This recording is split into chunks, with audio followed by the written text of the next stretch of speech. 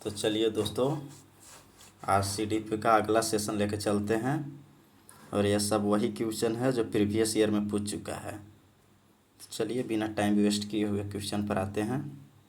16 number question देखिए क्या बोलता है। कथन ये देखिए, कथन जो दिया है वो क्या दिया है। बच्चे सही ढंग से नहीं सीख पाते अगर वह अस्वस्थ या अल्प पोषित हो।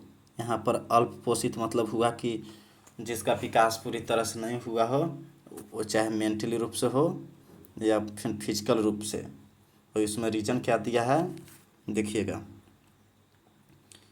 रीजन में दिया है कि विकास विकास के सभी आयाम परस्पर रूप से जुड़े हुए हैं। शारीरिक विकास संज्ञानात्मक विकास को प्रभावित करता है। चलिए, ये तो सही बात बोला है। देखिए, कथन ये भी सही बोला है कि बच्चे अगर सही ढंग से नहीं सीख पाएंगे। क्यों? क्योंकि अगर वह अस्वस्थ हो या अल्प पोषित हो तो वो सही ढंग से कैसे सीख पाएंगे। और उसका रीजन भी दिया है कि विकास के सभी आयाम परस्पर रूप से जुड़े हुए हैं। शारीरिक विकास संज्ञानात्मक विकास के प्रभावित करता है। देखिए, दोनों सही है, कथन भी सही है और तर्क भी सही है। तो इसमें कौन सा ऑप्शन दिया हुआ है? इसमें हो जाएगा कौन सा ऑप्शन? इसमें पहला ही हो जाएगा कि ए और आर दोनों सही है और आर सही व्याख्या करती है एक। ठीक है, तो चलिए अगला क्वेश्चन देखते हैं। देखिएगा क्या बोलता है। कैरोल गिलिगन ने लॉरेंस, देखिए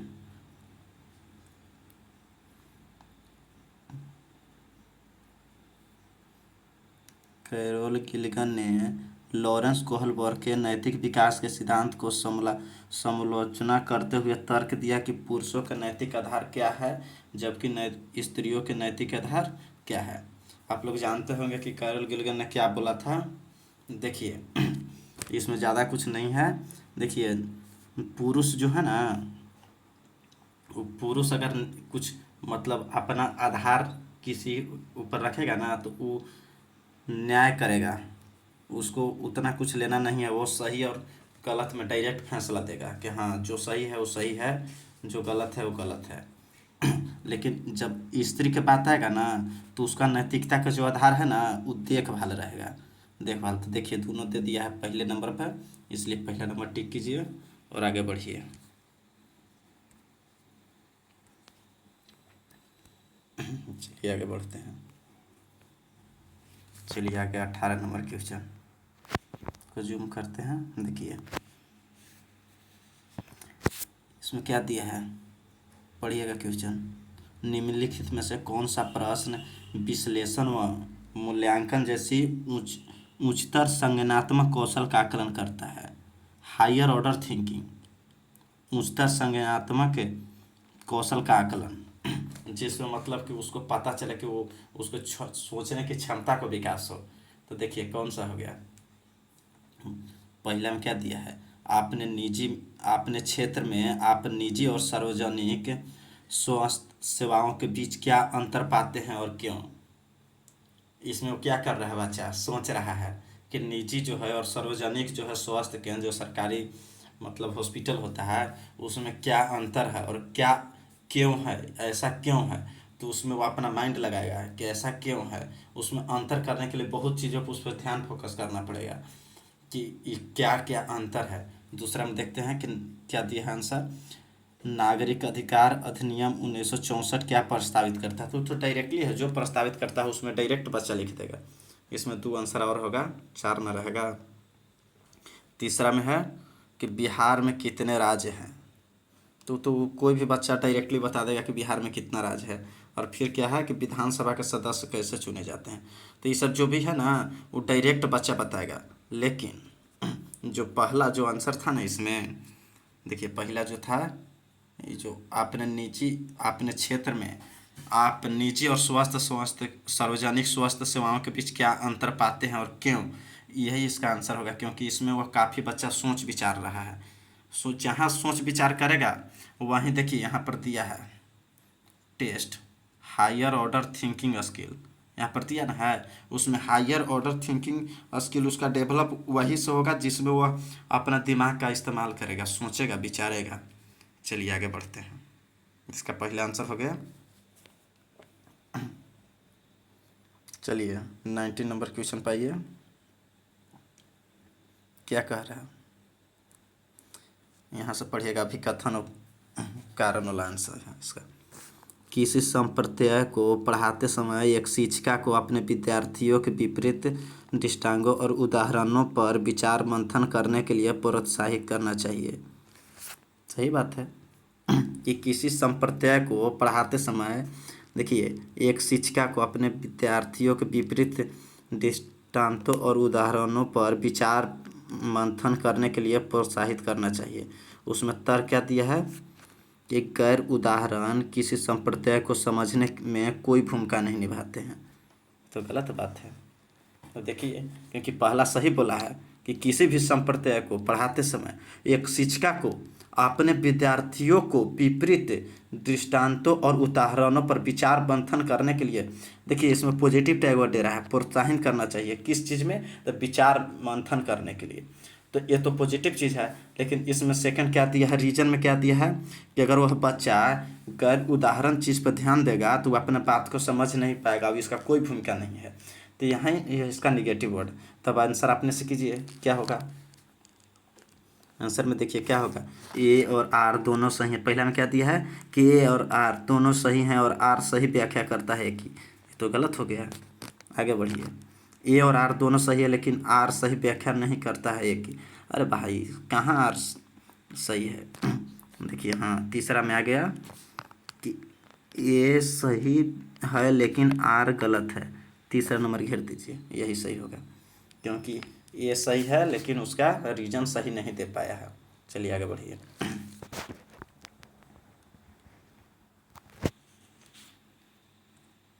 देखिए ये भी सोचने वाला थोड़ा सा क्वेश्चन है। देखिए क्या दिया है कि किसी कार्य की सफलता या विफलता, देखिएगा यहाँ पर मिलाइएगा, किसी कार्य की सफलता एवं विफलता पर निम्नलिखित में से कौन सा आरोपण भविष्य में विद्यार्थियों को प्रेरणा और समरूपी कार्य में संलग्न होने के प्रयासों में वृद्धि कर पाएगी। क्या चीज़ ऐसा है जो माने बच्चा के माने उसको एथी करेगा कि नहीं सो हमको सफलता प्राप्त करना है, और एक बच्चा है कि पहले ही से सोच लेगा कि नहीं ये हमसे नहीं हो पाएगा, ये किस कारण से होगा, ये बात को समझना है यहाँ पर कि किस कारण से बच्चा, कोई बच्चा है जो सोचता है कि नहीं नहीं हम ये हमसे नहीं हो पाएगा तो किससे होगा, हम एक काम कर लेंगे। और एक बच्चा है वो बोलेगा ना कि नहीं ये सीटेट हमसे नहीं निकल पाएगा, उसको आंतरिक हो गया है, एकदम आंतरिक चीज़ से वो मैंने अंदर से सोचा गया है कि नहीं ये काम हम कर लेंगे तो कर लेंगे। और एक बच्चा है कि वो उसके आंतरिक रूप से वो सोच लिया है कि ये काम हमसे नहीं होगा। देखिए जहाँ बाहरी आ गई तो होगा नहीं, बाहरी तो होगा नहीं। देखिए आंतरिक है लेकिन स्थिर है, स्थिर नहीं होगा। देखिए इसमें चौथा नंबर होगा आंतरिक और नियंत्रणीय, नियंत्रणीय यही होगा। चलिए आगे बढ़ते हैं। 21 नंबर,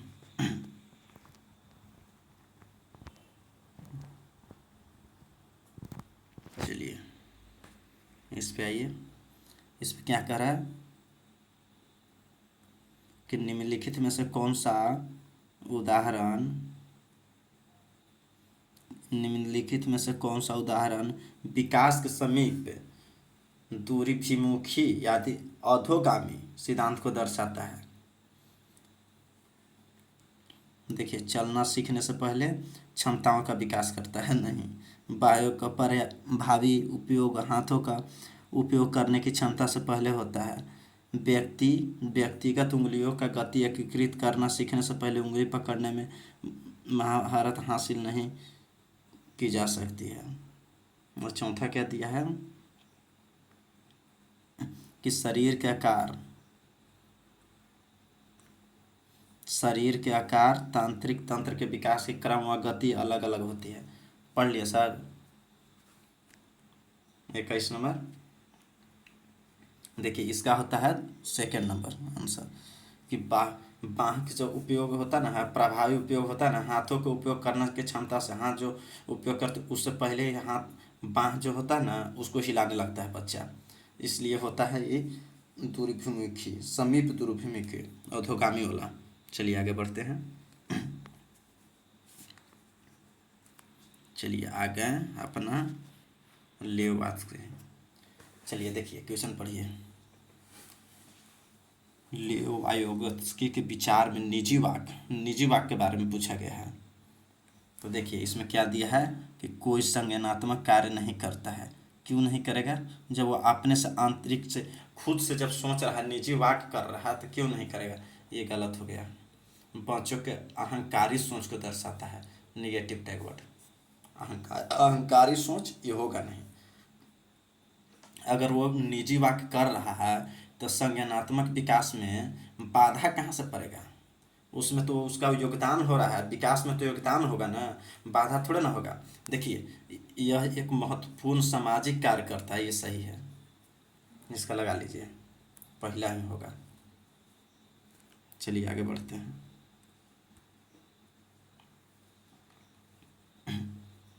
एक हाथ को क्वेश्चन आप लोग को होमवर्क के लिए भेज देना पड़ेगा।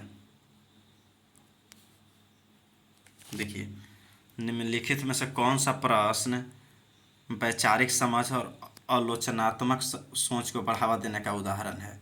फिर से एक क्वेश्चन किए ना आप लोग, उसी तरह की क्वेश्चन है जेकरा में आप लोग को मने कंसेप्टुअल अंडरस्टैंडिंग के मने बढ़ोतरी होगा। तो देखिए पहला क्या है, भारत का सबसे बड़ा राज्य कौन है? तो ये तो कोई भी बता देगा, इसमें सोचना विचारना थोड़े ना है, एकदम याद रहना चाहिए, जिसको भी याद रहेगा वो बोल देगा। केरल राज्य का कुल क्षेत्रफल कितना है? तो जितना है वो फिक्स है। फिर समाज का समावेशी बनाने के लिए उपाय किए जाने चाहिए। यहाँ पर रुकिए, देखिए प्रकाश संश्लेषण का है, ये भी है, तो इसमें भी उसको जो है एकदम डायरेक्टली है।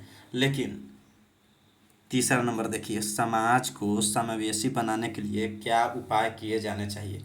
जब उपाय करना होगा तो पहले सोचेगा कि क्या क्या करना होगा, जहाँ से सोच की क्षमता उसका विकास होगा, और सोच की क्षमता का जब विकास होगा ना, तो वही कंसेप्टुअल अंडरस्टैंडिंग जो उसका क्रिटिकल थिंकिंग है उसको बढ़ावा मिलेगा। तो इसका तीसरा नंबर होगा। मान लीजिए आप लोग 23 का तीसरा नंबर, और 24 आप लोग क्या कीजिए कि एक क्वेश्चन तो आप लोग रख लीजिए अपने के लिए। देखिए राष्ट्रीय शिक्षा नीति, अच्छा निगेटिव वाला आ गया। यहाँ पर देखना है क्वेश्चन, ध्यान दीजिए। राष्ट्रीय शिक्षा नीति 2020 निम्नलिखित में से किसको प्रस्तावित नहीं करती है? यह हम नहीं बताएंगे, आप लोग खुद बना के आइएगा। देखिए यहाँ पर ध्यान दीजिएगा, केवल नहीं है, यहाँ पर ध्यान दीजिए आप लोग, जहाँ नहीं है तो निगेटिव हो गया, यहाँ से हटाते हैं। आप लोग ध्यान दीजिए क्वेश्चन, यह सीखना कि कैसे सीखना है, विषय वस्तु में बढ़ोतरी, 360 डिग्री, समग्र प्रगति रिपोर्ट कार्ड, और मानकृत पाठ्यचर्या, शिक्षा शास्त्र और मूल्यांकन। देखिए इसमें आपको देखना है, ये तो पता चल जा रहा है आप लोग को, इस टैग वर्ड है ना, टैग वर्ड से ही पता चल जाएगा कि इसमें क्या प्रस्तावित, यहाँ पर खाली फोकस कीजिएगा कि नहीं, क्या ऐसा चीज़ है जो नहीं करता है। 2020 जो शिक्षा नीति आया है उसमें किसको प्रस्तावित नहीं करता है, तो ये खुद आप लोग करके आइएगा, क्योंकि निगेटिव बता दिए कि निगेटिव, इसमें टैग वर्ड चुनना है, जो निगेटिव होगा निगेटिव का भाई वही होगा निगेटिव। चलिए आगे बढ़ते हैं। चलिए 25 नंबर में आइए जी, बोलिए। अभिकथन, यहाँ पर आइए। कथन क्या है कि प्रभावी शिक्षण अधिगम प्रक्रिया के लिए विद्यालय और सामुदायिक जीवन को किसी भी तरह से नहीं जोड़ा जाना चाहिए। यहाँ पर तो शुरू में निगेटिव आ गया। देखिए अगर प्रभावी शिक्षण अधिगम प्रक्रिया करना है ना, तो विद्यालय सामुदायिक जीवन को जोड़ना पड़ेगा। अगर जोड़िएगा ना तो बच्चा ज़्यादा से ज़्यादा सीखेगा। तो यहाँ तो शुरू में निगेटिव दे दिया। अच्छा देखते हैं रीजन इसमें क्या दिया है। विद्यालय और समुदाय को जोड़ने से विद्यार्थियों को सामाजिक भागीदारी के अवसर सीमित हो जाते हैं। अगर जोड़िएगा आप लोग तो उसमें सीमित हो जाएगा कि और उसका विकास होगा। देखिए आंसर में क्या दिया है, आगे बढ़िए। देखिए आंसर में क्या दिया, यहाँ क्वेश्चन रहने दीजिए यहाँ से, अब तब आंसर दीजिए। थोड़ा सा उल्टा टाइप का है, लेकिन देखिए कोई बात नहीं है, लोग मैनेज कीजिए थोड़ा। यहाँ पर है कि अभिकथन सही है और रीजन दोनों सही है, और आर सही व्याख्या करता है एक का नहीं। सेकंड क्या दिया है, ए और आर दोनों सही है, लेकिन आर सही व्याख्या नहीं करता है कि इस भी गलत है। ये सही है, कोई सही है ये ना है। चलिए ए और आर दोनों गलत है, निगेटिव टैगोट का निगेटिव ही होगा। चलिए आगे बढ़ते हैं।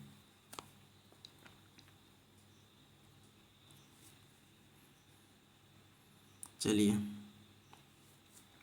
ये तो एकदम सिंपल क्वेश्चन आ गया। देखते हैं कि बाल विकास में कहाँ से कहाँ तक की होने वाली वृद्धि व बदलाव को अध्ययन किया जाता है। तो बाल विकास में तो आप लोग जानते ही हैं कि कहाँ से कहाँ तक होता है।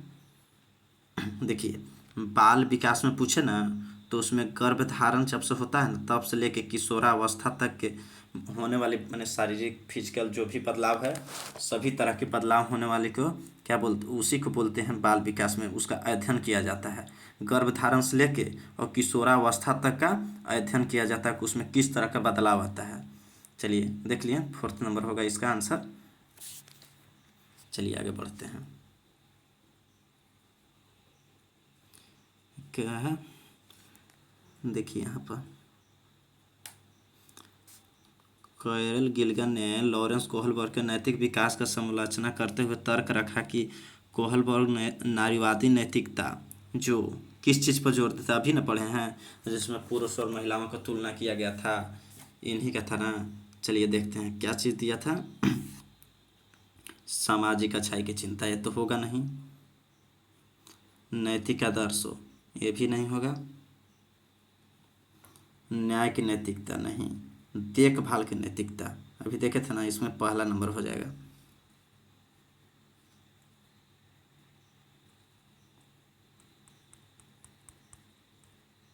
देखिए इसमें पहला नंबर हो जाएगा, देखभाल की नैतिकता। चलिए आगे बढ़ते हैं।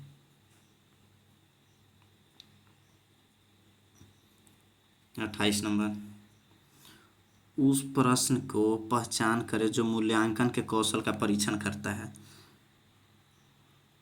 स्किल ऑफ एवल्यूएशन, फिर वही आ गया कि जिसमें सोचने की क्षमता का विकास हो। पढ़िए आंसर क्या दिया है। आज आप जो पुस्तकें पढ़ते हैं वे ऋग्वेद से किस प्रकार का भिन्न है। चलिए एक हो गया, नीचे से पढ़िए। हड़प्पा सभ्यता स्थल की खोज कब की गई, ये तो डायरेक्टली कोई भी बताएगा। हड़प्पा सभ्यता के लोग, तीसरा नंबर देखिएगा, हड़प्पा सभ्यता के लोग औजार बनाने के लिए किन धातुओं का प्रयोग करते थे। तो जो भी धातु है उस आप डायरेक्टली बता सकते हैं। फिर देखिए पुरातत्व को परिभाषित कीजिए, तो इसमें अभी आप डायरेक्ट बताइएगा। लेकिन इसमें जो पहला नंबर दिया है कि आज आप जो पुस्तकें पढ़ते हैं वह ऋग्वेद से किस प्रकार भिन्न है। तो जो अगर ऋग्वेद पढ़ा होगा वो जान रहा होगा तो उस पर मंथन करेगा कि ना से आज हम जो पढ़ रहे हैं और ऋग्वेद वह किस तरह से भिन्न है। तो उसमें हम लोग का सोचने की क्षमता का विकास हो रहा है। यह हो रहा है मूल्यांकन के कौशल के परीक्षण। तो इसका आंसर हो जाएगा पहला नंबर। चलिए आगे बढ़ते हैं। 29 नंबर क्या दिया है, देखिए अभी कथन और कारण वाला ये भी है गया। आज काफ़ी सब प्रीवियस ईयर वाला ही है। एक शिक्षक को अपने विद्यार्थियों को प्रश्न के उत्तर के बारे में सहज ज्ञान युक्त अनुमान लगाने के लिए प्रोत्साहित करना चाहिए। एक शिक्षिका को अपने विद्यार्थियों को किसी प्रश्न के उत्तर के बारे में सहज ज्ञान युक्त अनुमान लगाने के लिए प्रोत्साहित करना चाहिए। कारण क्या दिया है, यहाँ पर कारण है, देखिए कारण है कि विद्यार्थियों को केवल तभी उत्तर देने के निर्देश दिया जाना चाहिए जब वे सही उत्तर के बारे में पूरी तरह से सुनिश्चित हो। क्यों भाई, अगर वो क्वेश्चन का आंसर देने से पहले ही डर जाए तो बच्चा फिर उसका तो विकास ही नहीं हो पाएगा। देखिए बच्चा का, अगर आप लोग सीटेट पढ़ रहे हैं तो आप लोग जानते होंगे, इसका तैयारी किए होंगे तो कि कोई भी बच्चा जो है ना उसका पूरी तरह से विकास नहीं होगा अगर उसको डरा धमका के पढ़ाया जाता है। तो उसको अगर अंदर से आप पूरा डरा दिए हैं कि नहीं तुमको अगर सही आ रहा है आंसर तबे सही का आंसर दो, नहीं तो मार खाएगा चाहे कुछ भी हो। तो उसको डराना नहीं है, सबसे पहले कि बच्चों को डराना नहीं है। तो इसका आंसर क्या हो जाएगा, इसका ए तो सही दिया है लेकिन रीजन उसका गलत दिया है, तो ये हो जाएगा तीसरा नंबर। चलिए अंतिम क्वेश्चन होगा।